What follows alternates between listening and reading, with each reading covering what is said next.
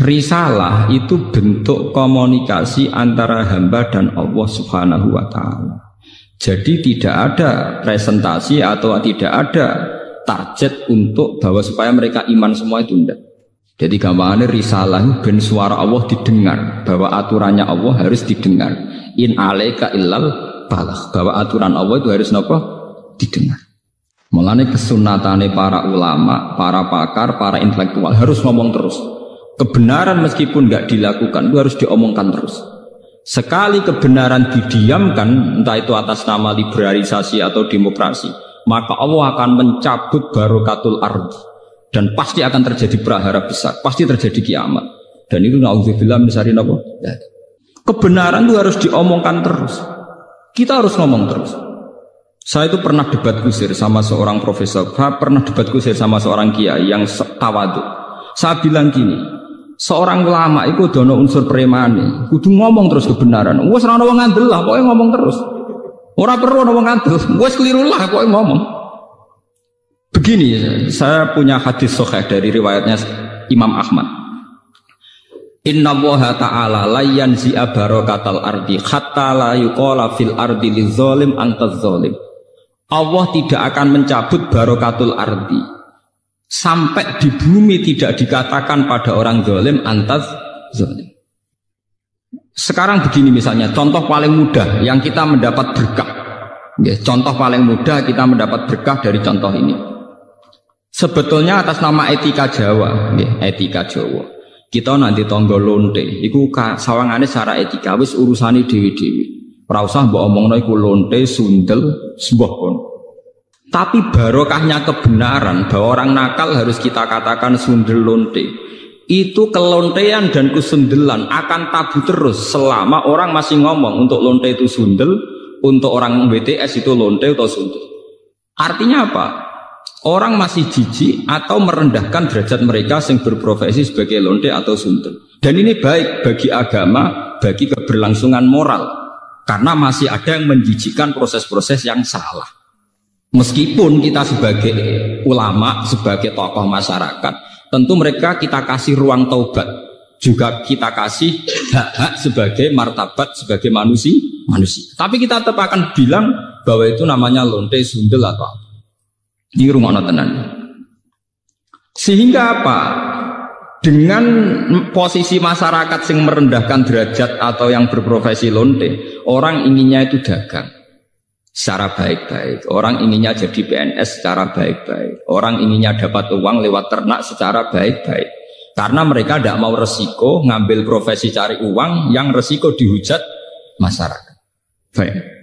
Bayangkan nanti mungkin di era anak cucu kita, orang yang lonte, yang sundel dibahasakan itu hak asasi. Sehingga orang mungkin generasi anak cucu kita sudah tidak ada istilah lonte sundel. Setiap perilaku sosial dianggap hak asasi. Dan itu awal dari tidak ada agama. Awal dari tidak ada agama. Karena kemudian sing ternak ya hak asasi, sing lonte dianggap hak. Itu bahaya sekali bagi keberlangsungan agama dan moral. Dan negara juga nanti repot. Artinya apa? Sebetulnya sifat-sifat anarkis masyarakat, anarkis dengan tanda kutip, anarkis terutama dalam perkataan, maling darani maling, lonte darani lonte, itu menolong agama. Karena dengan stigma, dengan pelakuan masyarakat sing jelek, perilaku ini terdianggap jijik. Dengan dianggap jijik, agama bisa jalan. Artinya bisa jalan ya ten ya. Karena si A yang lonte itu dihujat masyarakat, yang lain-lain nggak pernah ingin cita-cita jadi lonte. Sehingga masyarakat akan, bahkan mungkin anaknya lonte sendiri, karena tahu nasib ibunya dihujat, juga bercita-cita tidak jadi lonte. Coba kalau tidak mendapat hukuman dari masyarakat, ibuku begitu juga tidak ada apa-apa. Paham ya? Makanya lonte dan apa akan subur di masyarakat yang sudah tidak peduli dengan nilai-nilai ini. Misalnya di kota-kota besar atau di kawasan lonte.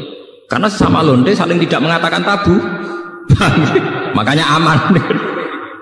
Dari itu kalau terkenang hadis riwayat Ahmad, Allah tidak mencabut barokatul ardi sehingga orang-orang zalim tidak dikatakan antas.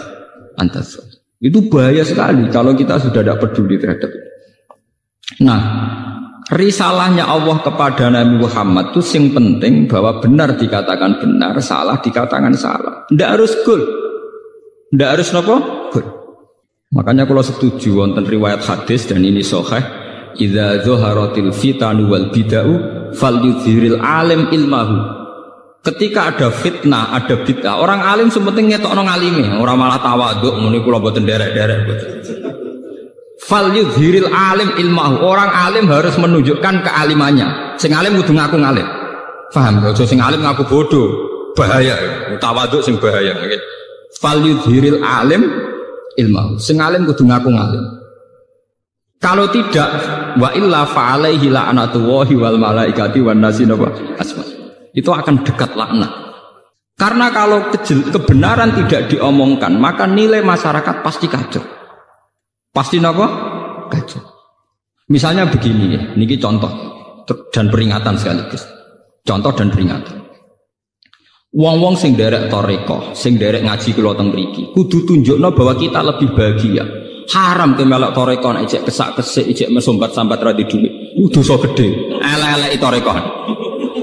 Kowe sing ngaji ning kene kok ora iso seneng ya haram. Elek-eleki wong ngaji. Kula dadi kiai mergo ora entuk gaji tetap kok susah, iku haram. Elek-eleki kiai. Kenapa saya mengatakan demikian? Begini masalahnya. Orang di kafe cari hiburan itu biar seneng. Orang main gitar di jalan-jalan biar asik. Kebenaran akan kalah saat pelaku kebenaran tidak pernah asik. Sementara pelaku kebatilan enjoy-enjoy saja. Akan menjadi trauma sosial ini. Nanti orang-orang seneng kebatilan, doa aku ning kafe enjoy, kowe melok toreko untuk apa? Harusnya kamu bisa jawab, aku yo untuk asik. Basiku mbek kowe basik kendi.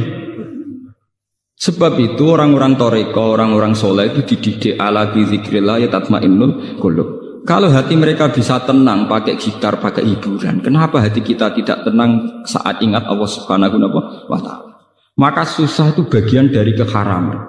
Termasuk sesuatu sing dina'udzubillahi kanjeng Nabi.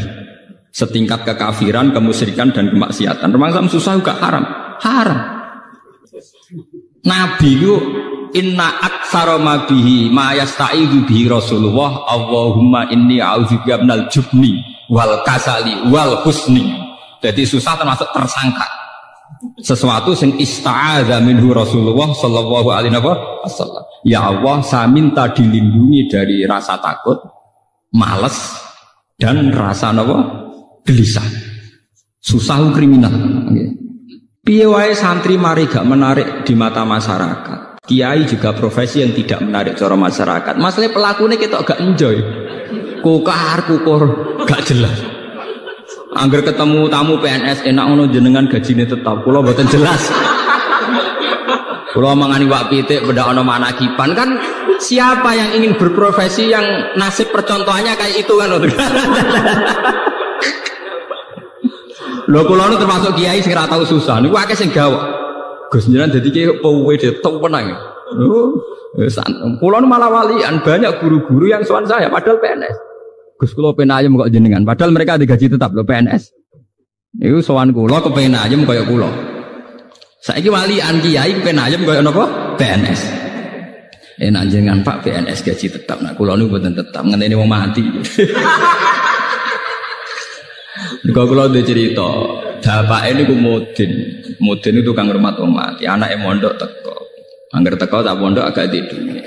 Itu nggak menjaluk duit ora ono wong mati.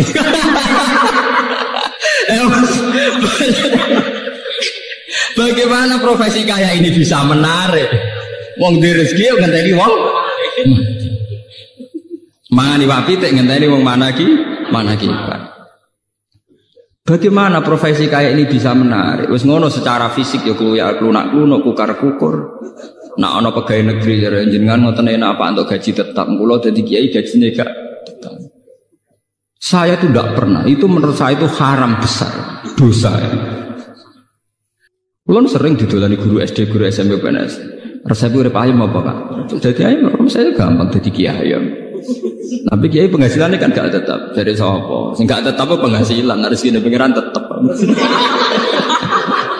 Oh malah goblok tau. Rezekimu ngenteni tiap bulan. Rezekiku gak tetep kok saking sering gak tiap bulan. Aku kadang rezeki tiap dino. Winter. Berarti sampe nak sering di duit. Malah goblok meneh darah rezeki mesti duit malah goblok meneh. Rezeki ora mesti duit, sehat ya rezeki, seneng ya rezeki. Oke malah jadi bodoh meneh darah rezeki mesti napa? Duit. Iku penyempitan ilmiah. Nak wong intelek ciri utamane ora goblok kamu. Termasuk goblok darah rezeki mesti napa? Duit. Berarti enak gak jadi dia enak banget. Jadi jelas. Eling lho nggih, termasuk susah iku ista'adza minhu Rasulullah. Inni a'udzubika minal jubni wal kasal wal hazan. Susah. Termasuk masalah utama umat Islam sekarang, kenapa tidak bisa kompetisi? Karena mental susahnya itu menghantui. Bagaimana orang bisa kompetisi, aman-aman susah, kukar-kukur? Tidak bisa. Orang bisa kompetisi itu kalau fresh, kalau dalam keadaan sigap, berlapang dada. Nabi ku iso hebat, itu termasuk rumusnya Sito. Alam nasroh lakanapa sadra, karena berhati lapang. Sementara problemnya wong soleh teng Indonesia, angger wong soleh ku identik mbek klunak-klunuk, kukar-kukur, sumpek. Dan itu dirasa tidak dosa. Mergo nyongkone dosa mbok zina mateni wong dan sebenarnya itu bagian dari dosa. Salah. Saya punya banyak ayat tentang ini, misalnya ngeten. Qul bi fadlillahi wa bi rahmatihi fa bidzalika falyafrahu. Huwa khairum mimma yajma. Wong Islam kudu yakin nek wis dikai fadhole Allah rahmati Allah kudu seneng. Wong nek wis iso seneng luwih hebat timbang liyane. Tapi kita seneng masalah, mergo dibunuh oleh tomak kita.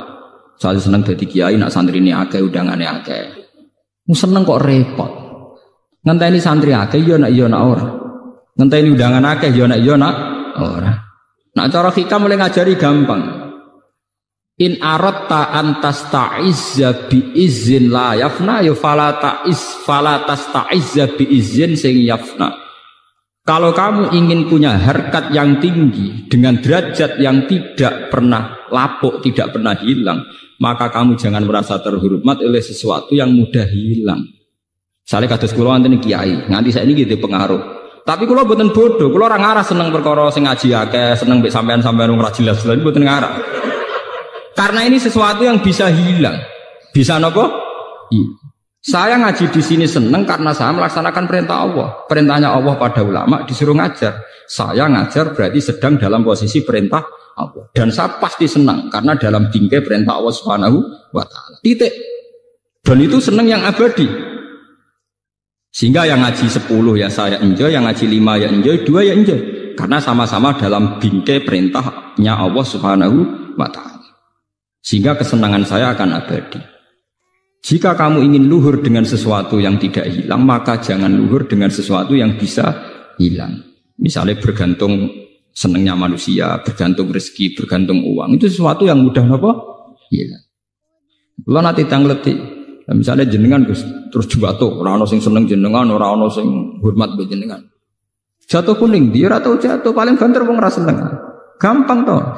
Nek jadi murid yo ngak ngibadahe mulang, nek gak murid ibadah sabar gampang toh. Allah ora kurangan stok cara ibadah. Kena di dhuwit ngamalem yo infak, nek gak di dhuwit ngamalem sabar gampang. Artinya saat kita mulang yo fi amrillah dalam perintah Allah. Saat kita karena ada alim juga tidak punya pengaruh, sabar ya dalam perintah Allah. Ojo sampai kowe kriminal terus. Pas mulang santrine akeh niat riak, pas radi santri drengki, lha iku sempurna elek. Mu pas mulang ora bener niat riak, pas dhewean jebule drengki, elek-elek wong. Nah, kalau orang sudah punya mental demikian, itu benar-benar ma anzalna alaikal qur'ana napa litasqa. Bahwa resep Al-Quran Al-Karim itu tidak resep yang membahayakan, tidak resep yang membawa cilaka. Saya itu pernah di seminar ditanya, Pak Bah, bagaimana Anda bilang kalau konsep Quran tidak membawa celaka, sementara di antara konsep Quran itu jihad. Jihad itu perang, perang itu membawa kematian. Kalau dalam bahasa militer, orang itu kalau tidak perang itu sama dengan membunuh satu keluarga. Tapi kalau perang yang mati itu hanya satu.